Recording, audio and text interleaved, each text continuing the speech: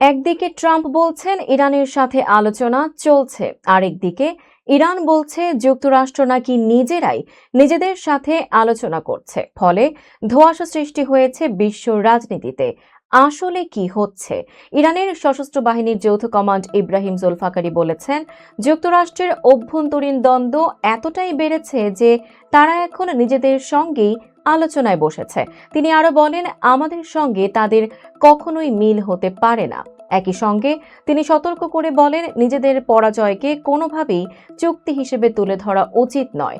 রাষ্ট্রীয় গণমাধ্যমের বরাতে এই তথ্য জানিয়েছে রয়টার্স। অন্যদিকে মার্কিন প্রেসিডেন্ট ডোনাল্ড ট্রাম্প দাবি করেছেন, মধ্যপ্রাচ্যের যুদ্ধ থামাতে ইরান সমঝোতায় আসতে আগ্রহী এবং এক শীর্ষ ইরানি কর্মকর্তার সঙ্গে গুরুত্বপূর্ণ বিষয়ে ইতিবাচক আলোচনা হয়েছে।